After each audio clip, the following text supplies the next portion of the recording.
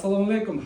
Урматтуу авто сүйүүчүлөр, кутмандуу күнүңүздөр менен. Бүгүн буюрса 4-сентябрь. Бизде кече 3-сентябрь күнү контейнерибизге 4 машина жүктөлгөн. Ошонун арасынан Санатан New Race автоунаасынын Москвадан Нурмухаммед Али деген биздин Каракулжанын тургуну Москвада эмгектенип жүрөт. Ошол тууганыбыз алган. Көрүп аткан болсоңуз, атаңыз, апаңыз келди. Эки тараптуу келишимди түзүп, буюрса акчаңызды эсептеп алдык.